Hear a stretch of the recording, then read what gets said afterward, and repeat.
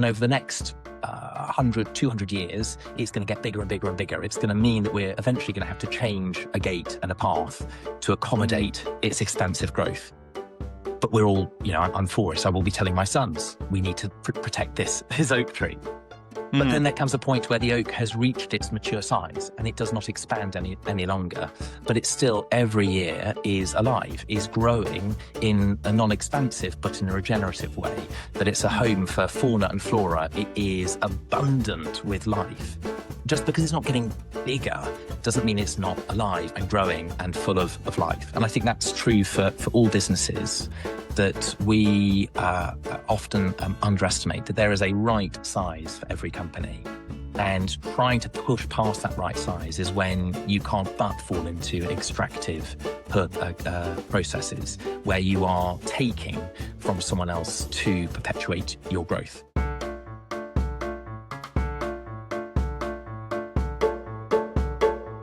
Welcome to the Impact Files podcast. I'm your host, Ned Wells, and I'm really pleased you're here. Welcome to the Impact Files podcast. And this week, Ruth and I are joined by Jo Colman, Chief Mint Officer at Summerdown. Hi, Jo. Welcome to the podcast. Great to have you here. Thanks, Ned. Thanks, Ruth. Really good to be joining you. Jo, it's really nice to have you here. Let's start with an introduction to yourself and Summerdown and the work that you're doing. Yeah, of course. So I'm Jo from Summerdown. So we're the Peppermint people. We're a farm based in North Hampshire where we are growing, harvesting, and distilling our world famous Black Mitcham peppermint, which we've been doing for over 30 years, and turning that into a range of chocolates and teas and treats. But also, as a farm, we get the great honour of welcoming people, whether it's to come for a quick walk around, to come for an event, or come and stay in one of our luxury shepherd's huts over the weekend. And my role is to help guide the business in all areas. And so I tend to think I'm general dog's body rather than anything else more than that. Fantastic. So how much land do you have under cultivation for mint? So we've got around 100 acres of our farm growing peppermint at the moment, which is a constant change over year with as we cultivate more mint, but then we have the constant challenge of weeds taking some of our fields. So it's a movable feast, but it's around 100 acres. And you were telling me when we spoke a few weeks ago that your mint side of the business is part of a larger farm and it was it your father that sort of set up the mint side of things originally?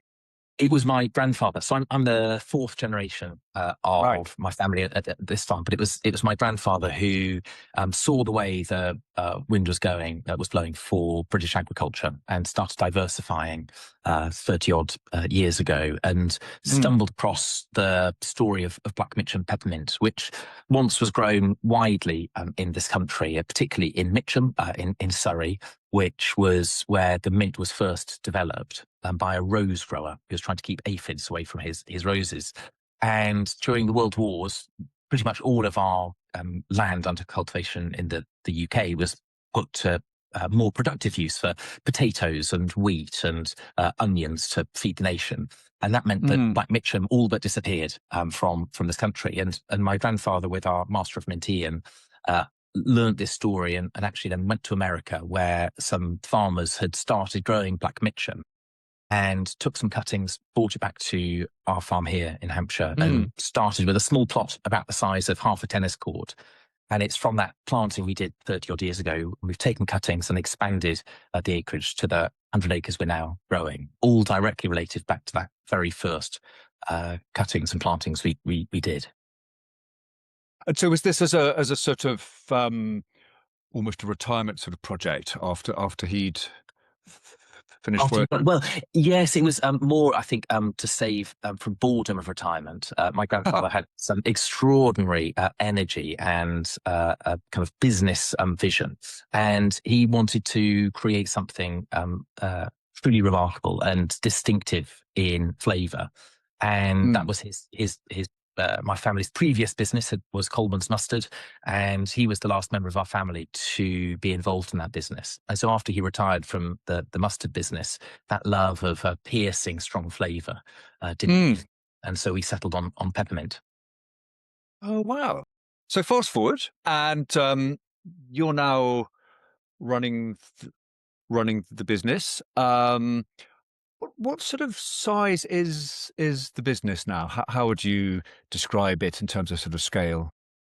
I'd say we're still very much a small business, and but I think there is for me a focus on what the right size is versus a comparative size, and so all of our work is on now developing Summerdown to reach its right sizeness. And but it's, we're a small operation, we're a small team, kind of just less than 10 of Okay. of team, but we like to think we've got a rather outsized impact. Our products are sold across the world, from San Francisco to Sydney, and pretty much everywhere in between. And we're hopefully found in every farm shop close to anyone who's listening to the podcast across the UK. But and so whilst we might be still quite small, we try to have an outsized impact both in our sales, but also kind of into the wider environment and economy. And you were telling me when we spoke previously that you're selling to brands like Liberty and Selfridges and to Cook. That's right. Yeah. So we've got some phenomenal customers that we're really proud to kind of work alongside and work with. And like I say, we've got Selfridges and Liberties in London. We work nationally with Cook, the frozen food team, who are kind of one of my kind of business icons. I think what they do and how they do it is phenomenal. And we get to work with around 1,000 local independent retailers up and down the UK, with farm shops and delis, food halls and garden centres, local convenience stores, community shops. So we're not in any of the major retailers and multiples. We've really tried to focus our growth and our developments working with other independent businesses. I feel for what we do and what we provide, the ability to give real value, both in terms of the costs on the shelf, but also to their customers, is through working kind of with fantastic local businesses where value is shared. And you were saying that you have a range of peppermint chocolates, teas. That's right. Body and bath products, but all focused on this amazing single estate peppermint. That's right. It's kind of our range is powered by our peppermint, and it is at the heart of everything that we make. Summerdown, we're not a brand dreamt up in a marketing lab. We're a place. The farm is the part of the farm is called Summerdown. That's why we are who we are, and we are trying to transport our customers through the product back to our farm. We want them to open a box of chocolate mints, to pour a cup of our peppermint tea, to enjoy our diffuser and candle, or our hand wash, and feel as if they are stood in the middle of one of our mint fields. And that comes with real beauty, but also we hope a little bit of wild ruggedness, that without wildness running through the fields, we wouldn't have a diverse farm, or without a diverse farm, we wouldn't see life kind of coming. That's what is so exciting about this time of year in early spring. You really start to see the kind of the farm coming alive. I saw my first swallow yesterday, flying about, and that is always for me the sign that spring has come, because the swallows have arrived, and the bird song that now fills the air is extraordinary. Fantastic. And I should just say for our listeners that we're recording this on the 15th of April. So yeah, it really is. It's light and lovely outside.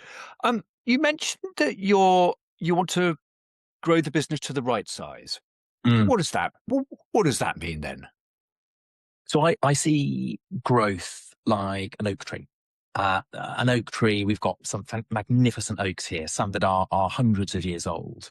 And the life of an oak tree has years, hundreds of years of expansive growth. It starts as a small acorn, and we get to see it grow. There's an acorn planted in our old cricket pitch, which is where our shepherd's huts are now, and it's an acorn that fell off a tree that we had to fell because it was coming to the end of its life, and that acorn was planted, and it's now kind of grown and is still a tiny little sapling. And over the next 100, 200 years, it's going to get bigger and bigger and bigger. It's going to mean that we're eventually going to have to change a gate and a path to accommodate its expansive growth. But we're all, I'm for it. So I will be telling my sons, we need to protect this oak tree. But then there comes a point where the oak has reached its mature size and it does not expand any longer.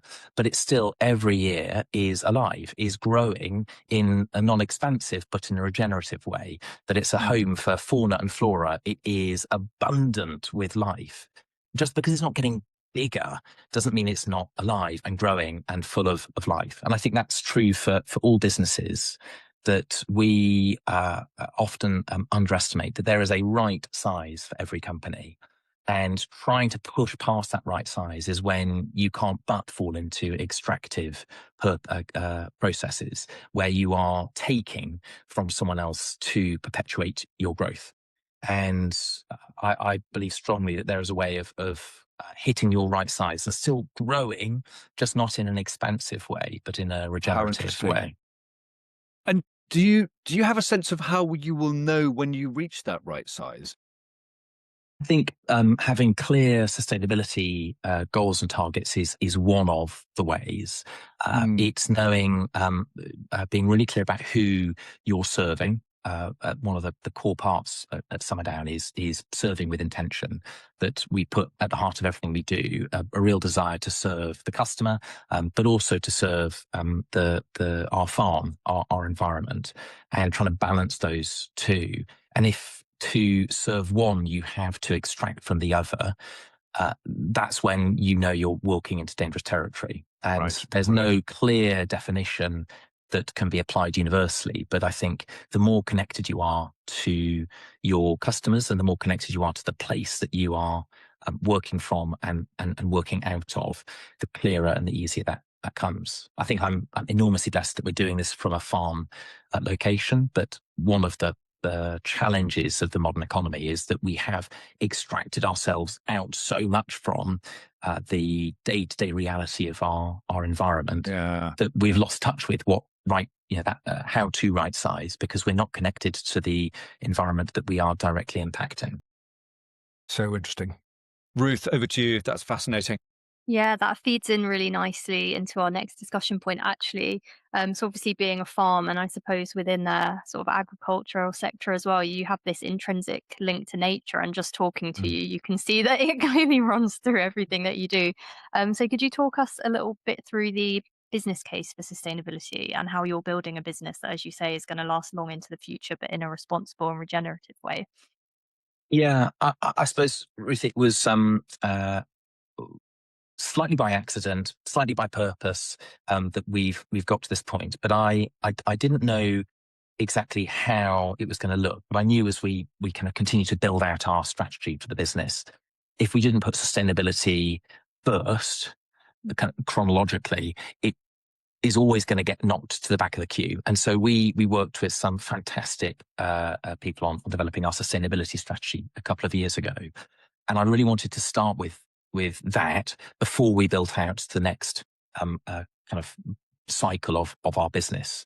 So we started there. We got really clear on actually what impact can we have as a business, and what's in our control, what's not in our control, and what does it look like to serve people and serve the land in equal measure. And from that, we then set the guardrails. So we knew that when we've got this really exciting growth plan over the next 5 years built, it's in conversation with and is being boundaried by our desire to have a positive impact through cutting carbon, through connecting people with place, through connecting people with nature, and through kind of cultivating kind of natural stewardship. And that's really our land management. And I see those guardrails as really useful for growth. They're not an impingement. That we thrive as people when we've got a bit of restriction. If it's just total free play, where do you even start? But knowing actually we can't move into this area because actually that goes against our core values, it goes against our sustainability strategy, then it's just off the table, and we can really focus on actually how do we grow. It leads to scary points where you do the classic kind of growth map of what has maximum impact, what's the easiest, and you're hoping you've got a few ideas in the top right that's kind of big impact but relatively easy. We had nothing in the top right. It was all hard work, and every impact would be hard work. But it's worth it because we're building a business to endure, not to exit. I don't want to be looking at Summerdown as a sale opportunity for 5 years' time. This is my home. This is my family's home. And we want to be looking after it for the next 50 years, for the next 100 years. That's great. And do you think that that's sort of your personal connection to the land? Is that where this comes from? Because you mentioned you wanted to have the sort of sustainability there from the start. And I know that's a bit of an off-piste question, so sorry for putting you on the No, no, spot. no. But it's interesting to know about the personal motivation behind these things, because obviously you guys are a B Corp Yeah. as well. You have a really solid sustainability strategy, all these partnerships. You talked about nature recovery. So it'd just be really interesting to know if you could kind of think of a moment when in your head you were like, aha, this is how I want to do this. Yeah, a number. I think the joy of driving people around when they visit the farm. So getting to do it on Friday with one of our long-term American customers, be able to take him around and show him the farm for the first time. And people come here expecting, I don't know what, something, but they never come expecting what they then receive. And you walk around and you see, we've got 75 kilometres of hedgerow. It means that apart from kind of those dreary winter months, the farm is buzzing with life. There are either birds in the autumn, birds in the hedgerow. In the summer, you've got the bugs starting to come alive. You've got the ground nesting birds starting to return. You've got kind of this life singing. It's viscerally loud.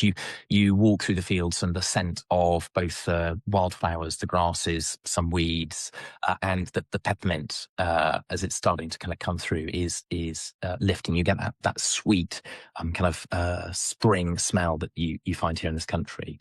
And then come the summer, the heat is literally evaporating the menthol in the peppermint plant, and so it smells like you're walking through a boiled sweet.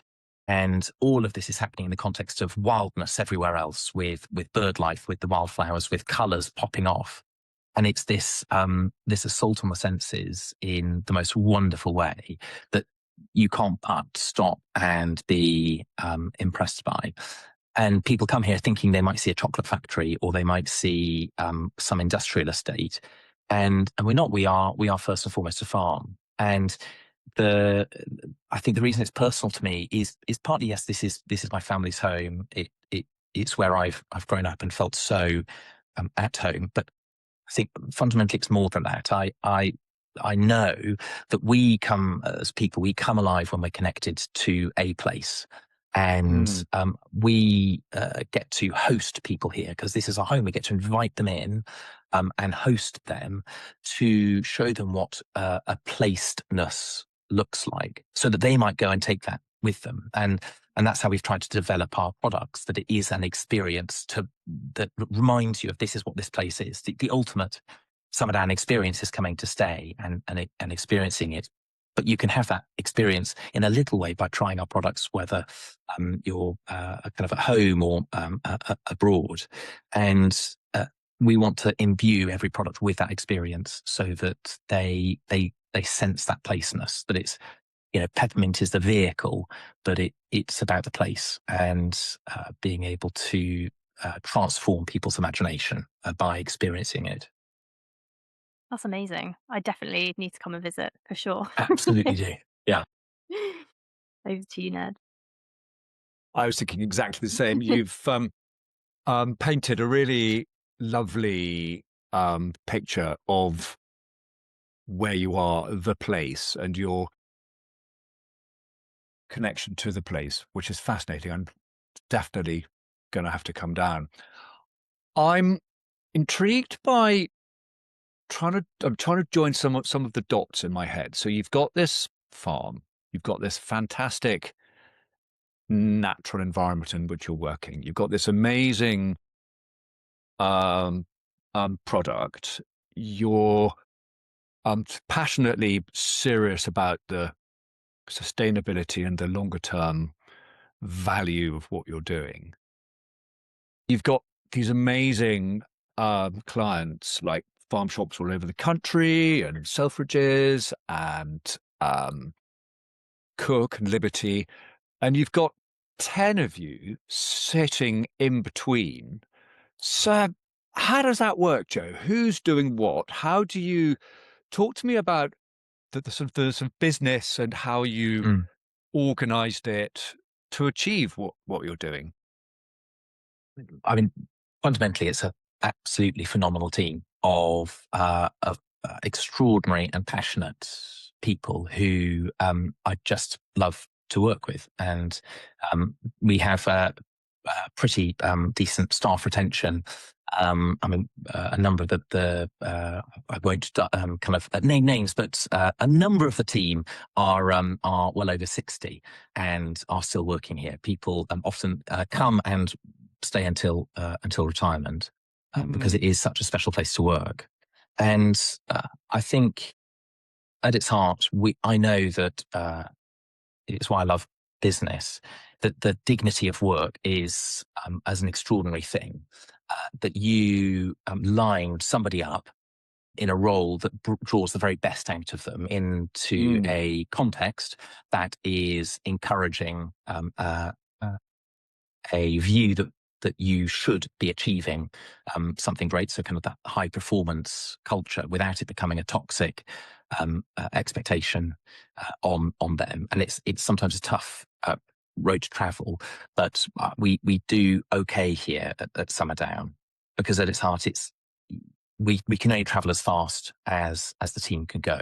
And so it is kind of beholden on me to try and create a culture that enables. So we've got some amazing talent through that we're able to work with, because we have a flexible approach to work. And so people often join us. We've had a number of people join us when they're just coming back from either kind of maternity leave or having to juggle family and work priorities. And I've always, as a company, we've always taken a very proactively flexible approach, which means we actually get phenomenal results from the team, because it works for them, and so it's sustainable. And I think we can sometimes miss the internal team element when we're talking about sustainability. Sustainability is only as powerful as you can do it for as long as possible. So talk to me about the job roles. I know you've got 2 or 3 folks working in marketing, but we've got two people working in marketing, both part-time. We've got 3 of us working in sales. So I say I work in sales. I'm all over the place, but for doing that. And then we've got recently just joined our head of operations, and then a wonderful lady called Angie, who is for all of our online and shop orders.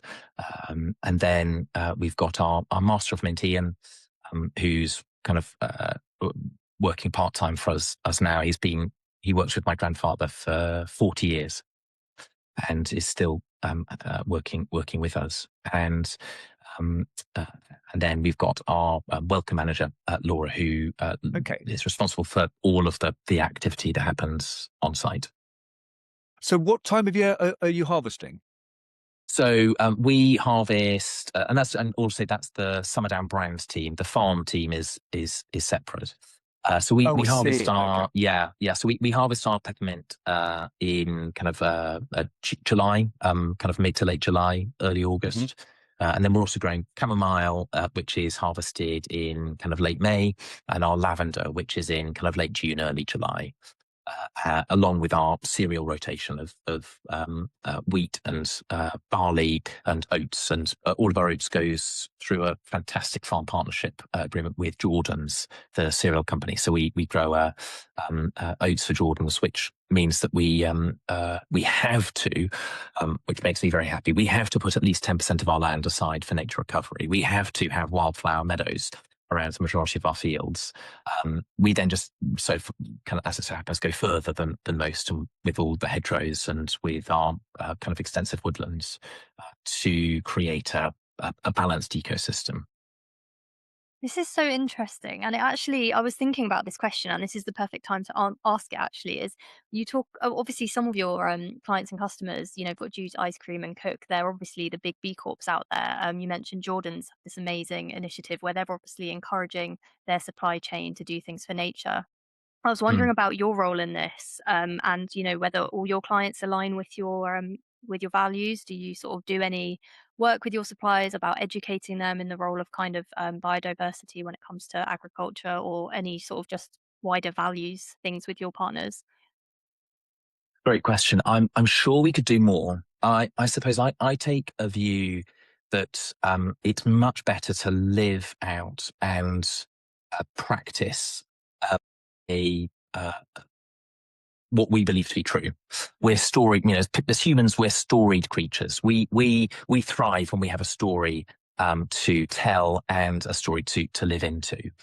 And I've got lots of facts. I can tell you exactly how many trees we have, how many kilometers of hedgerows, and the number of wildflowers we've got, how much carbon we sequestered, and how much we've cut out of this project. And we've got numbers that we can share. But fundamentally, they are only indicators of a deeper reality. And the reality that we know to be true because we're living it is that having a diverse wild ecosystem where you get to invite people to come in and participate in cultivating something that is beautiful creates not only a thriving environment, but also a great place to work, a great place to visit, and creates great products. We've got awards kind of coming out of our ears for everything that we make.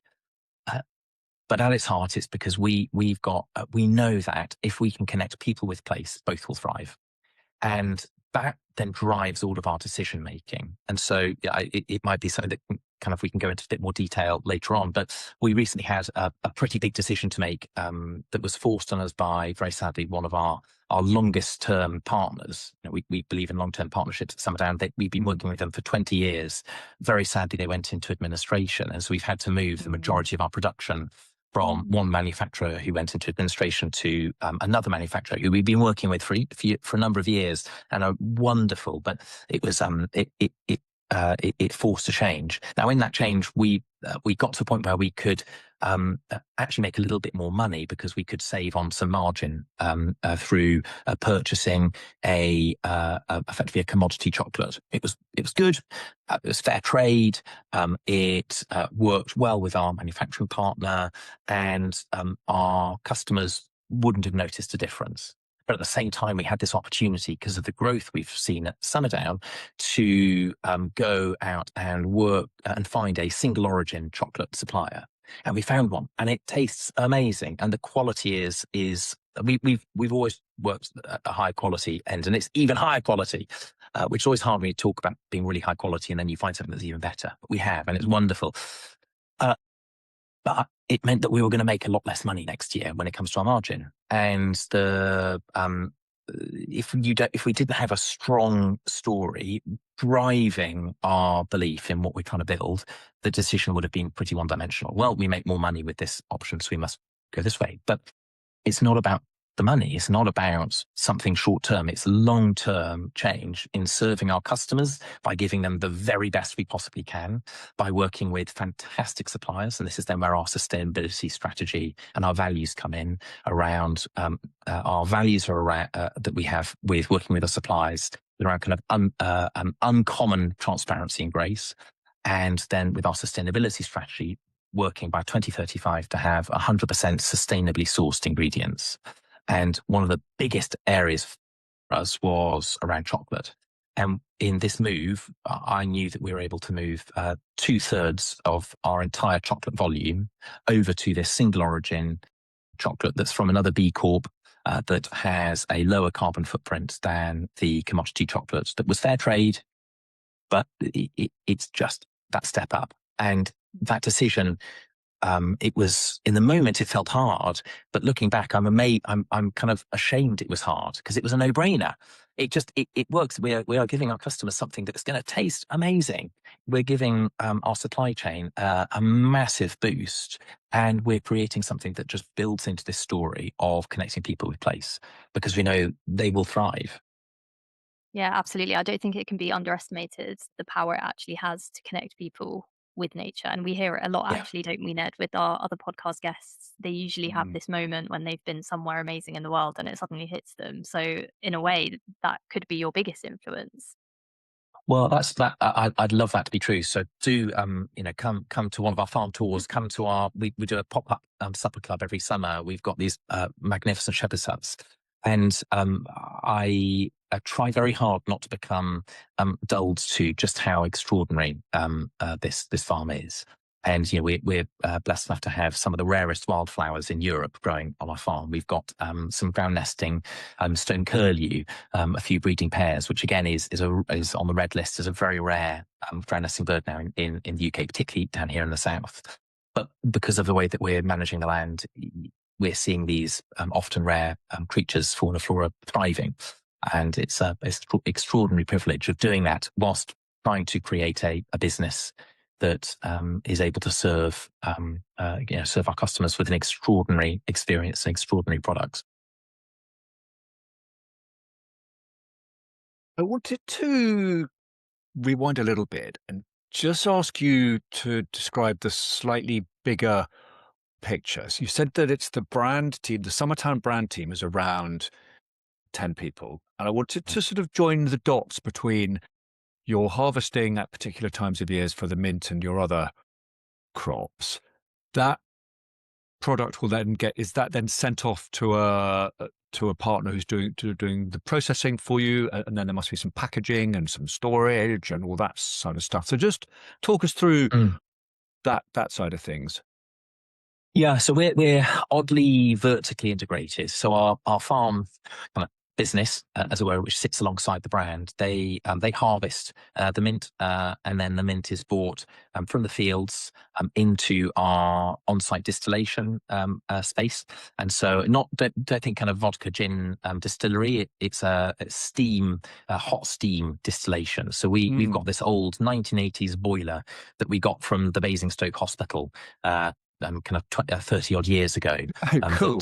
That's called Thomas, and has been lovingly kept going by our master of Mintian and our herb farmer Rosie. And we basically take the mint from the field using what's called a forage harvester. So combine harvester, big kind of wide front. That's kind of the kind of everyone knows. A forage harvester's got a much kind of smaller harvest bit at the front of the tractor that goes through the mint, chops it up, and then splits it into a trailer that we're pulling on the back of the tractor. That trailer is a mobile distillation unit. And so it comes into the distillery and gets sealed up, and then the boiler is connected through a manifold, and it pumps really hot, wet steam through the plant. And that does two things. It breaks down the oil capsules in the peppermint and transport, and then vaporizes, and the vapor then rises and transports it into the cooling towers and into our kind of storage for the peppermint. And so that's all being done on site to get the peppermint oil. For the tea leaf, we pick it with this very smart machine that we got recently, and it goes actually to a neighbouring farm who's got very conveniently a fantastic leaf drying facility. So he is a good friend of ours, and he dries the mint leaf for us, which then goes into our range of teas. And so when we know what we're good at, we're really good at farming, and we are pretty good at telling our story and getting people to buy our stuff. What we're not good at is manufacturing. That's not our area of expertise. Right. So we work with other UK manufacturers to produce for us, and we don't go abroad, and we buy everything that we can from the UK, whether it's packaging or manufacturing capacity. And so we work with fantastic, often other family businesses in the UK to produce the soaps, the chocolates, and the home products, and people to bag up our tea, where we send them the material, so the peppermint and the packaging, and they send back to us the finished good in the product. But everything that we sell is sold from the farm. So we don't work with any third-party logistics companies. We want to be as in control of our whole process as possible. We know that if we have our hands on it, we can control the quality, and we can work really as closely as possible with the customer. So then you're then doing the storage and the distribution once the product comes back to you. Cool. And then you've got your brand team who are, as you say, responsible for the marketing and the sales and all that side of things. Yeah. Right. I understand. Fantastic. Ruth, over to you.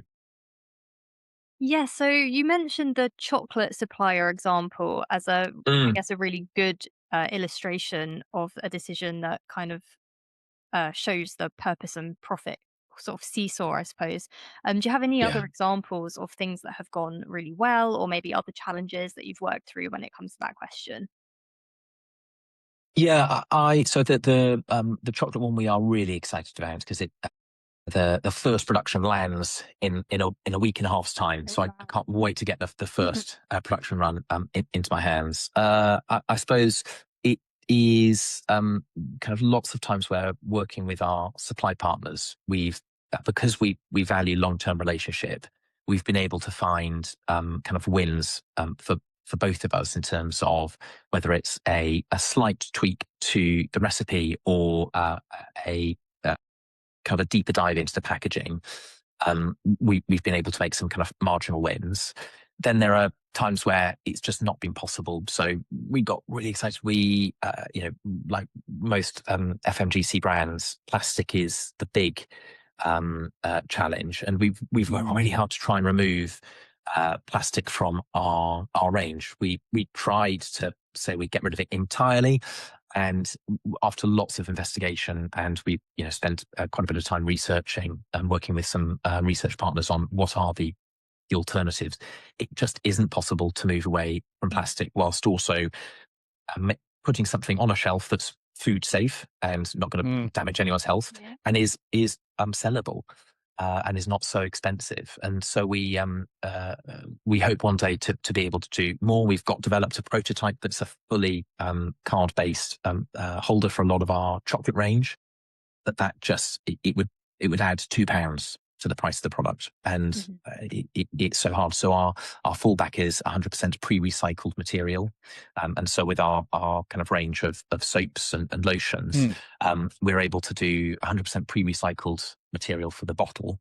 And we did some research with our customers, and we looked at aluminium, we looked at glass, and we looked at plastic. And the feedback we got from our customers is they wanted something beautiful and durable.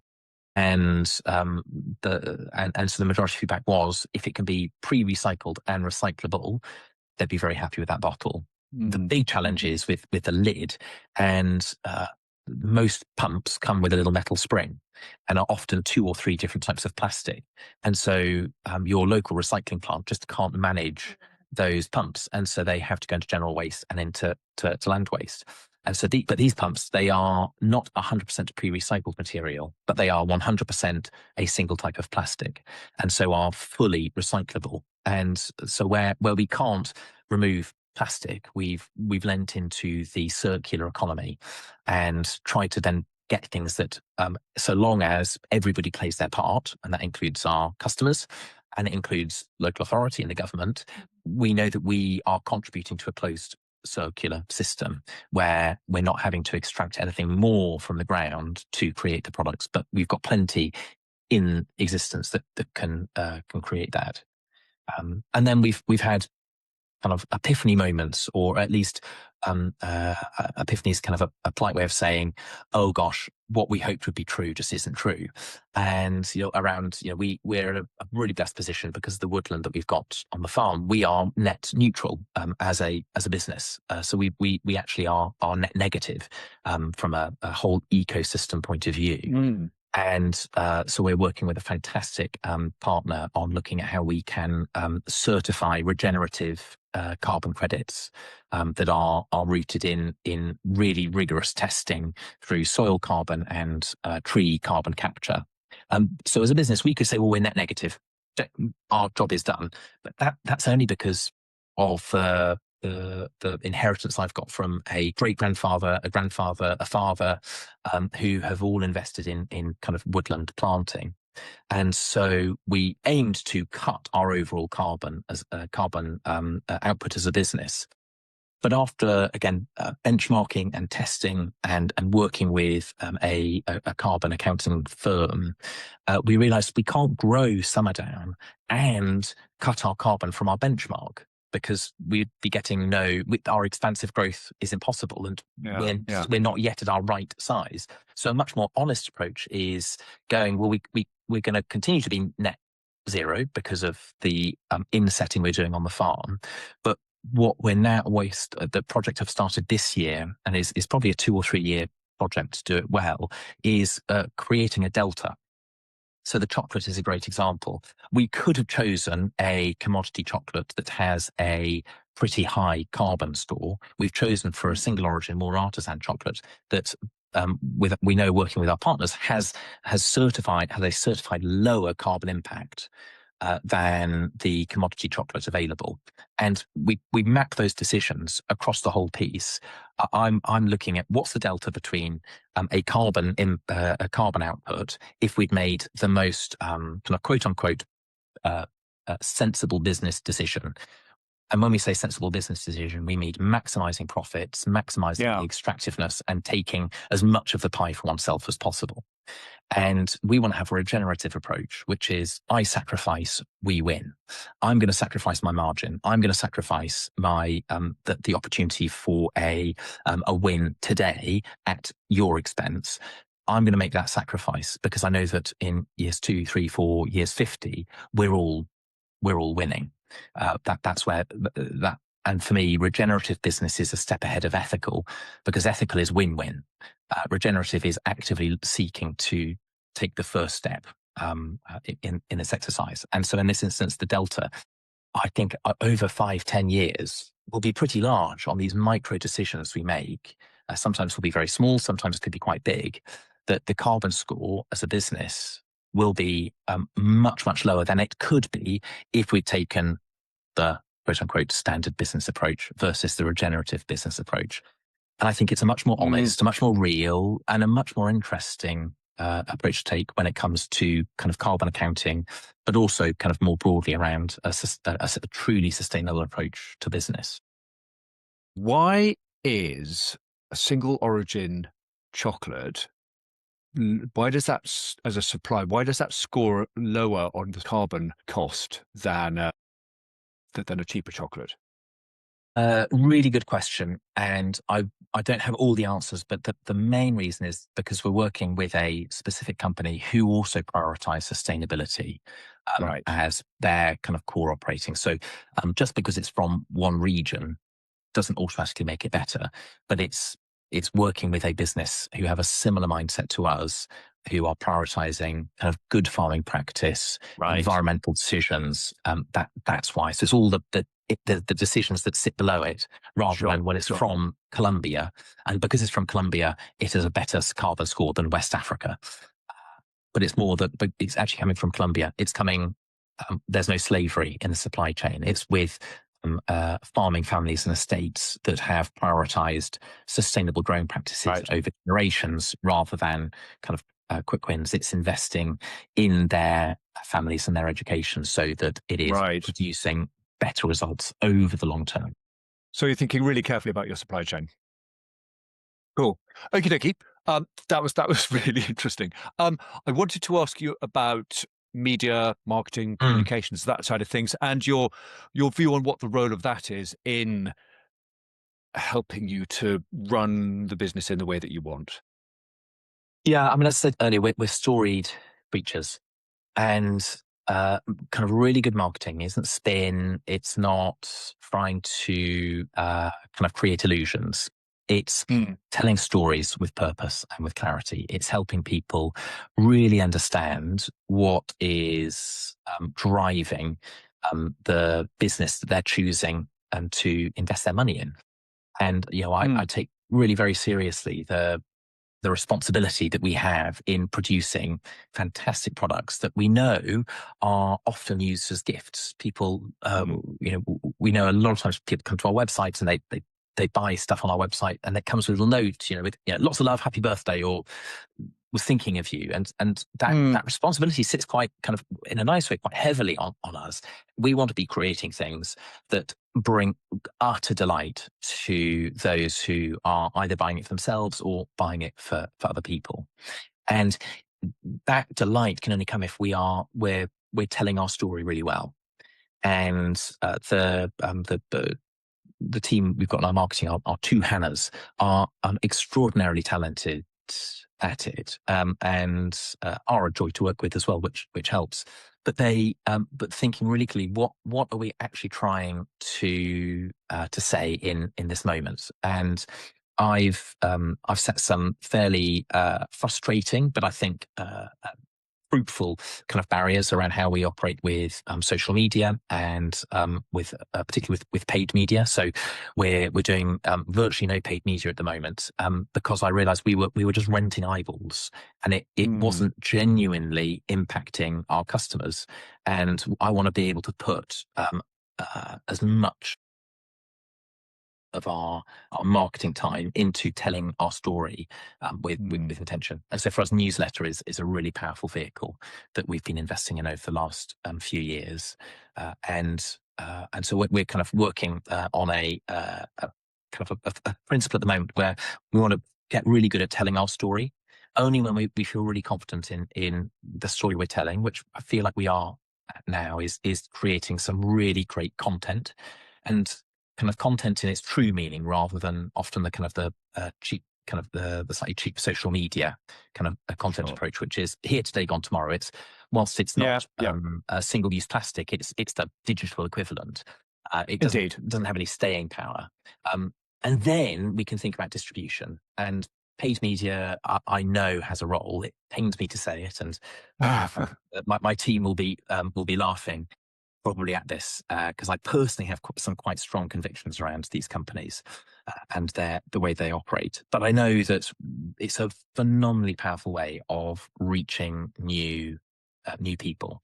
But I'm sure that if we can tell our story well, if we've got great lasting content that conveys that message, we can distribute it in a way that connects, that isn't renting eyeballs, but is grabbing the attention of people who've never heard of us before. We're very small.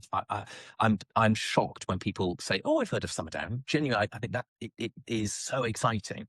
But it's also slightly shocking, which probably is a bad admission to make on a public podcast. But I do agree, though, that that if these are the tools that you grudgingly are obliged to use, then at least having the sort of real, robust, genuine, honest story to be telling them with is important.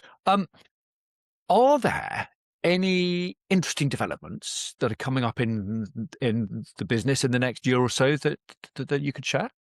Yeah, I mean, lots. I suppose we're hoping, we've got some fun kind of new product development work now that we've got our hands on this new single origin chocolate. Our kind of ideas of how do we make the most of this over the next couple of years. We've just finished the work on our pavilion. Like I say, our shepherd's huts are in this old cricket on our old cricket pitch that very sadly was not used for a number of years after the previous cricket team stopped using it. And so we had this old pavilion that was sat in the fields, not doing very much. So we've redeveloped it into this to add to our kind of luxury offering. And so now we're going to be able to start to host people not only in our huts also in the pavilion, but they can come and actually take the whole site and be able to host special family gatherings, or we can host it for teams who are looking for an away day. They want somewhere to come and have a team training. So that's on our welcome. We've got an expanded supper club that we tested last year, went really well. So we've now got 2 nights working with a phenomenal local chef and her kind of catering team, and putting on a supper next to our Peppermint field, so you can come and enjoy a delicious meal whilst kind of looking at Peppermint. And I can't promise it, but last year it was beautiful sunshine. Deers roamed through the fields. You had owls coming to visit. So it's a real immersive experience. And then hopefully lots of exciting tours and events that we're putting on over the summer as well. Fantastic. Where do you hope your sector will be in maybe 10 years' time?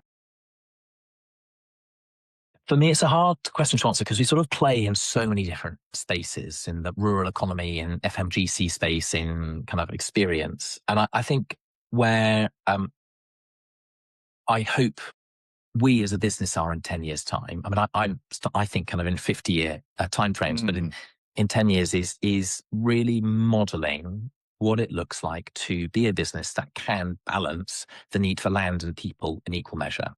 We've got a definition that we've taken from a charity that we work with, that kind of we've partnered with in the past, that the high quality land balances kind of the need for people and land in equal measure.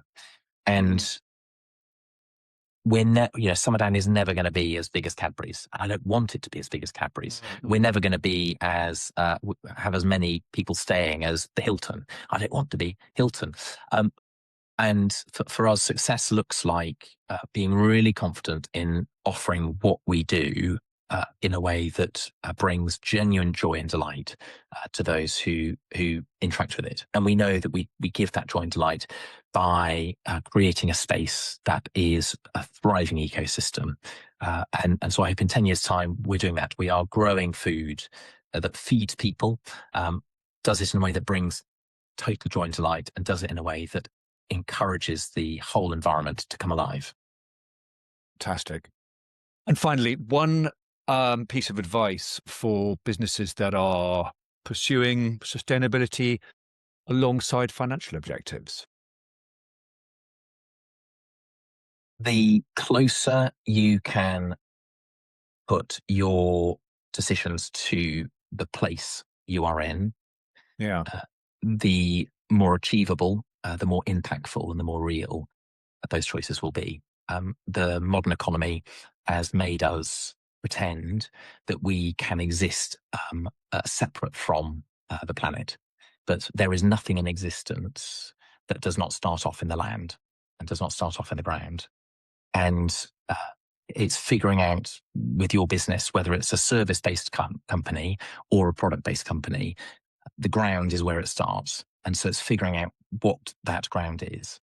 And it might be that it's where your team spend their time. It might be the ground where the minerals are extracted to create your service. It might be, like us, a farm that is where the food comes from. But it's figuring out where that place is and making your sustainability strategy coalesce around protecting and pursuing kind of a thriving of that place, because that will strengthen your supply chain. It will protect your long-term kind of future, and you will be directly investing in the thing that will ensure your business can continue. And you may not see a payback in a 1 or 2 or 3 year time window, but I think within 4 or 5 years, you will start seeing a payback, and that payback will only compound and grow over time. But if you forget about the place, I think you lose what true sustainability and true success then looks like. And I think that's, for me, gives me the sort of almost a sort of penny dropping moment, Jo, as to why you invite people to the farm and you've got the shepherd's huts and you're doing tours and you're trying to get people connected, because obviously you have to sell online and through, to all over the world, etc. But actually you're really allowing people and inviting to people to come and welcome and value where it's all happening. Fantastic. Finally, how can people find out more about you and about Summerdown? Come visit us. Go to summerdown.com and see about the tours that we're running, the events we're running. Come and stay in our Shepherd's Hut in our new pavilion, or find a local stockist where you can support a local company, independently owned, where we know from research that every £1 you spend in an independent company has a £3 impact on the local economy, whereas if you go to a multiple retailer, every £1 has about a 30p impact on the local economy. So go find a local independent retailer. They will have Summerdown, and if they don't, let me know, and very soon they will, because we have a pretty high hit rate when we get in touch with a shop. They often like to stock us because what we make is exceptional, and I can't wait for people to try it for the first time. Fantastic! What a lovely note to finish on, Jo. Thank you so much. That was brilliant. Thanks, Ned. Thanks, Ruth. Thanks, Jo. Bye. Thanks for joining us today. If you've enjoyed this episode, please subscribe, like, and share it with your colleagues. For more about the podcast, about us, our marketing services, and our wider support for purpose-led organisations, please visit our website at theimpactfiles.co.uk.